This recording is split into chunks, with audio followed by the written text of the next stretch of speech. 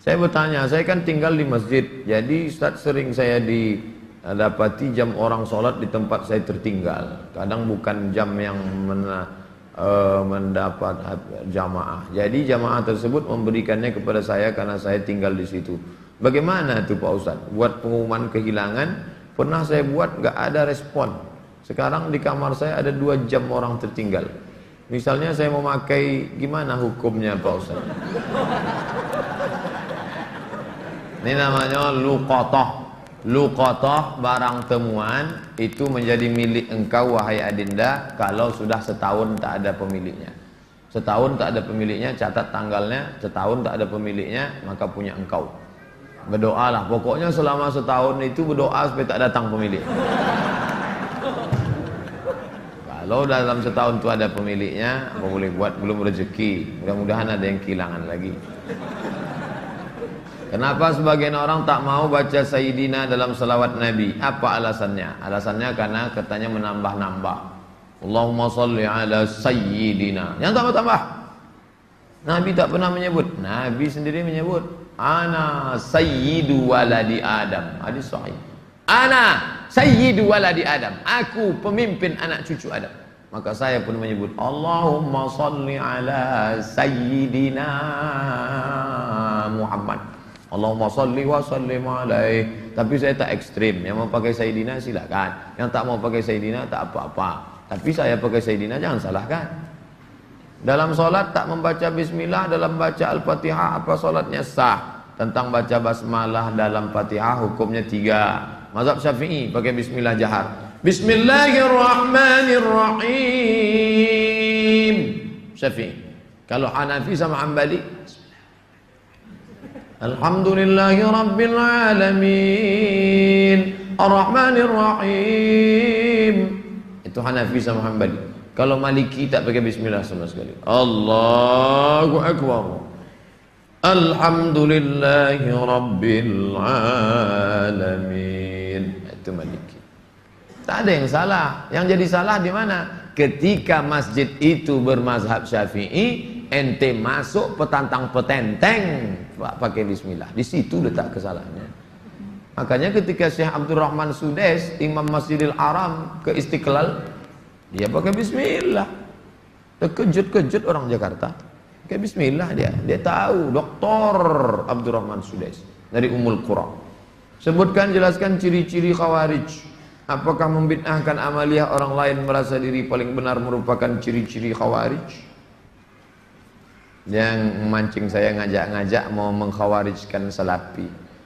Nanti setelah saya khawarijkan salafi, direkam, diupload, habis itu habislah saya diserang salafi.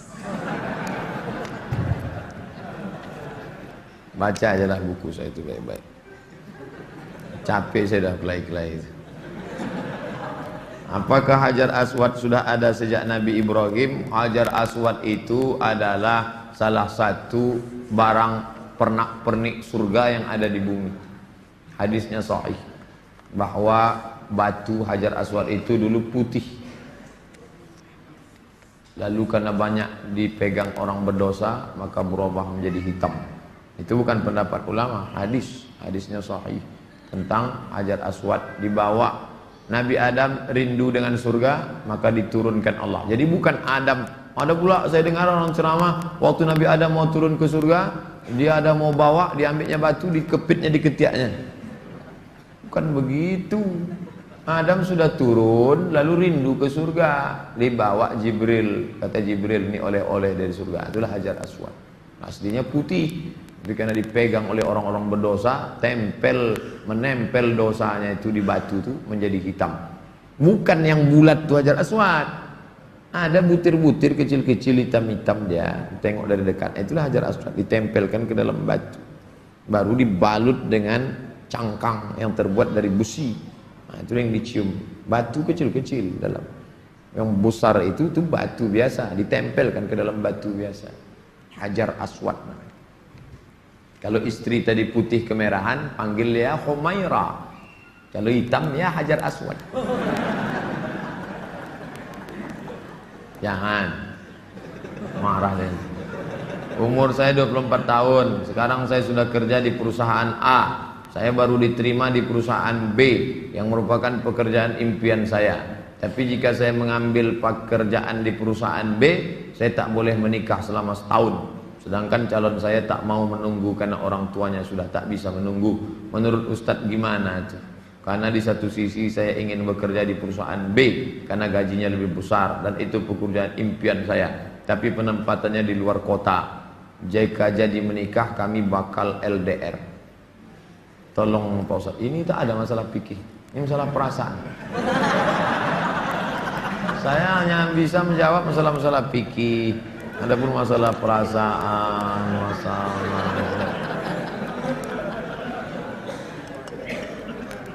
saya yang bisa saya jawab tuh halal, haram, makruh, mubah, rukun, syarat, wajib, sunat, sunan muakkad. Adapun masalah ini baiknya kalian duduklah musyawarah. Adinda, kita menikah ini kan saling pengertian. Aku kuliah pontang-panting mau kerja ini kerja yang paling. Tolonglah kau pahami keadaanku sekarang. Kalau dari awal aja dia tak bisa ngerti kita, gimana setelahnya? Ini belum lagi menikah, main paksa-paksa, tak bisa. Ini dua makhluk yang berbeda. Walaupun sama-sama mau makan telur ayam, yang satu mata sapi, yang satu dadar, bisa berkelahi. Ini harus mengalah. Hari ini aku mata sapi, besok kau dadar. Ya, lama-lama yang mata sapi suka dadar, yang dadar suka mata sapi. Harus begitu. Nah, kan keperasaan juga ujung. Berapa menit setelah berbuka baru azan Pak Ustaz? Waktu azan itulah berbuka. Tengok definisi puasa. Imsakun nafsi, menahan diri, anil mahzurati, dari semua yang membatalkan puasa, min tulu'il fajri, dari terbit fajar. Terbit fajar itu azan subuh, ila ghurubis syamsi, tenggelam matahari, syafaq ahmar, azan maghrib. Hanya saja bagi muazin minum dia dulu. Muazin itu dianjurkan minum dia. Zahabadh dhama'u wa batallatil uruq wa thabatal ajru, baru dia azan. Allahu akbar, Allahu akbar. Nah, itu dah minum tuh. Kalau yang belum minum, Allah,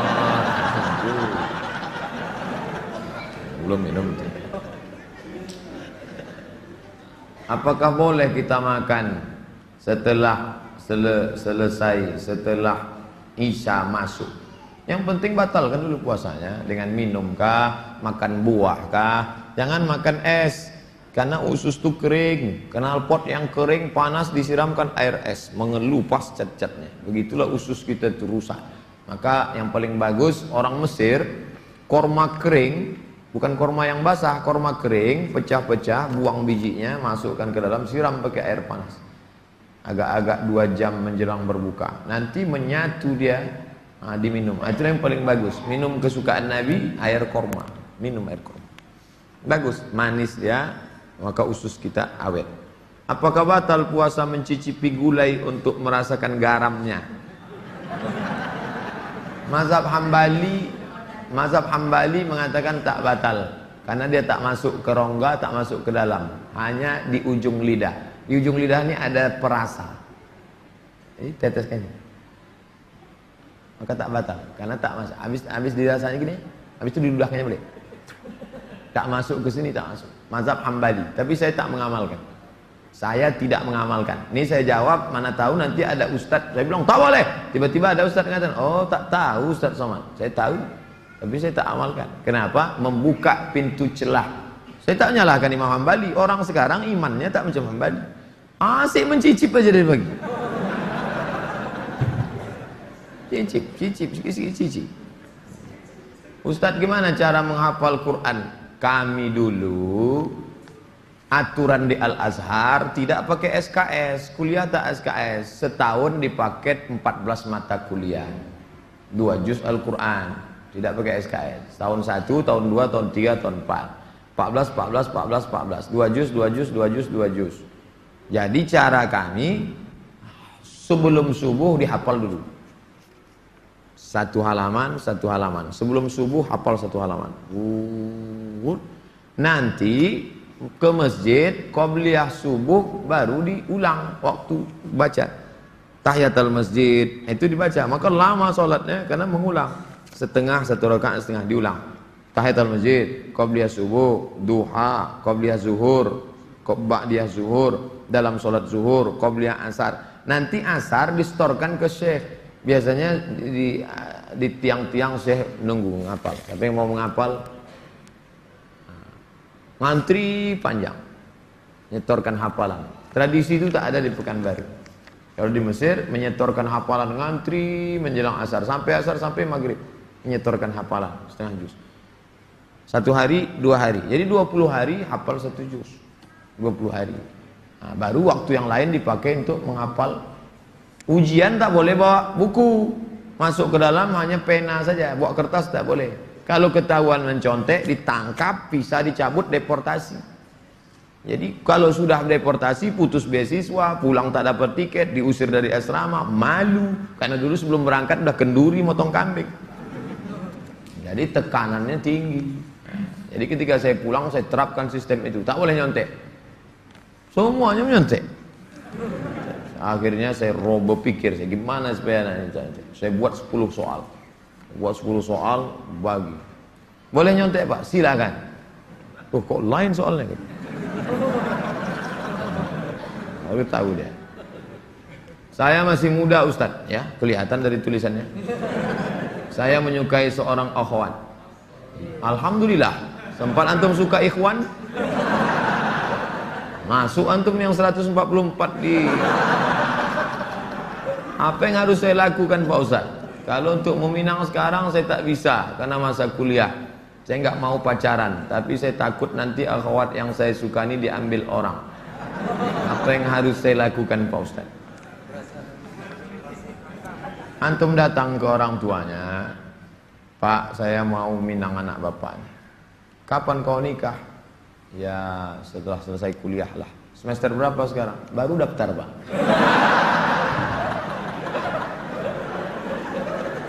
Itu rasa-rasa biasa saja itu adik-adik sekalian. Nanti setelah sekalian kuliah, banyak yang lebih cantik, lebih mantap dari itu. Anggap ingin lalu aja.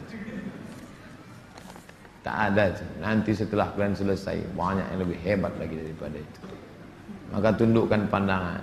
Yang gadis-gadis bagus pakai cadar supaya tak nampak laki-laki wajah. Ustadz di mana di Pekanbaru ini tempat belajar tahsin ngaji? Ustadz Hardi LC. Datang ke Tafakuh. Banyak kajian. Jamnya ada. Datang ke kantor Tafakuh depan gedung guru. Dari sini sebelum Purna MTQ, gedung guru sebelah kanan ada perkantoran Sudirman. Di depannya ada karaoke Rosa. Tapi jangan antum masuk ke situ. Kanan karaoke, yang kirinya Tafakuh. Dr. Mustafa Omar. Tanya, ada Ustadz Hardi? Nah, daftar tahsin dengan Ustadz Hardi. Ustadz, Nabi Muhammad tak pernah cukup puasa sebulan pada bulan Sya'ban. Bagaimana kalau puasa bulan Rajab? Tak pernah, tidak pernah cukup puasa. Pernah Nabi. Bulan Sya'ban pernah Nabi sebulan. Karena Rasulullah SAW yasumu Sya'ban kullahu. Kata ulama mana kullahu, pernah dia sebulan. Tapi tidak tiap tahun. Pernah, tapi tidak tiap tahun. Bagaimana dengan Rajab? Rajab bagus. Mana dalil puasa Rajab? Wa minal hurumi fasum. Berpuasalah engkau di bulan-bulan haram. Bulan haram itu Zulqa'dah, Zulhijjah, Muharram, Rajab. Dalilnya umum. Ustadz, gimana biar istiqomah sholat di masjid? Begitu sedengar azan langsung bangkit. Karena waktu azan berkumandang setan lari tunggang langgang. Wa alaiha duratun, sampai terkentut-kentut. Begitu terdengar azan, Allahu Akbar, Allahu Akbar, bangkit langsung berangkat. Jangan antum santai nanti aja lah nunggu iqamat. Oh enggak, langsung berangkat, langsung ke masjid. Intizarus shalah ba'da shalah, menunggu sholat. Paksa-paksakan sampai dia mendarah daging sehingga kalau tak sholat meleleh air mata antum. Itu baru terasa manisnya sholat jamaah. Apa saja penyebab rezeki dihambat Ustaz? Kami sudah kerja potong panting tapi hasilnya selalu kurang, malah hutang tambah banyak. Banyak berdoa kata Nabi pada orang yang dililit utang, Allahumma inni a'udzubika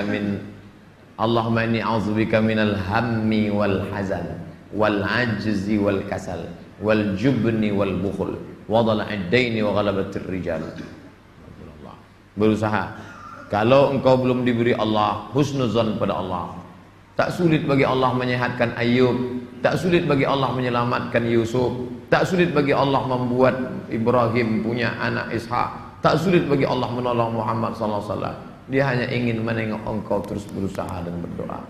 Bagaimana hukumnya dalam perjalanan menuju kajian Ustadz? Kami melaksanakan sholat maghrib di jalan.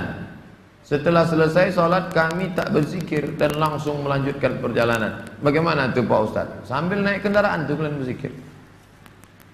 Subhanallah, subhanallah, subhanallah, subhanallah, subhanallah, subhanallah, subhanallah. Alhamdulillah, alhamdulillah, alhamdulillah. Tet, subhanallah. Alladzina yazkuruna Allah qiyaman, berzikir waktu tegak, wa qu'udan, waktu berjalan, waktu duduk, wa ala junubihim, waktu berbaring. Zikir tak boleh putus. Karena mau cepat takut terlambat. Assalamualaikum warahmatullahi wabarakatuh. Tetap ba'diyah rawatib. Habis itu berzikir. Tak ada halangan.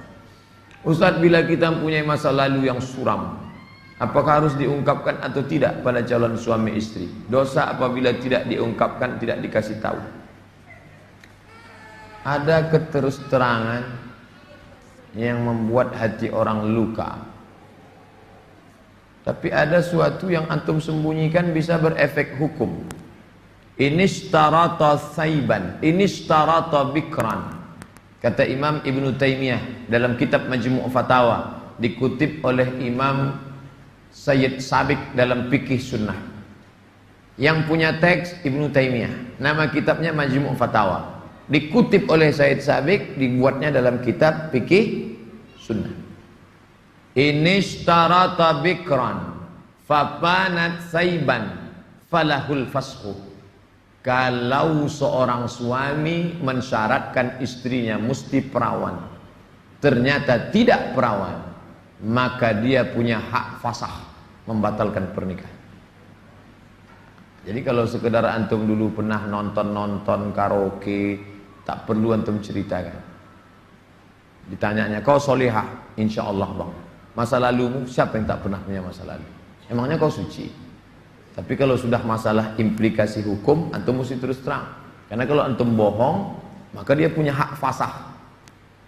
Nah, ini hati-hati. Adalah itu cerita, tapi bahaya juga nih kalau cerita dia tak jadi, tak mau. Bukakannya ke yang lain, alamat. Pokoknya gawat lah itu dah. Bila wanita menolak menikah karena alasan menuntut ilmu yang disuruh orang tuanya, bagaimana menurut Pak Ustadz? Kenapa dia tak mau menikah? Ayahnya maksa dia harus selesai S3 baru nikah. S2 23, S3 tambah lagi, S2 25, S3 3 tahun 28. Kau setelah doktor baru boleh menikah. Begitu kata bapaknya. Hadapi bapaknya. Keras bapaknya nih Pak Ustadz. Bapaknya orang apa? Orang Kabupaten Kampar. Ajak Ustadz Mustafa Umar.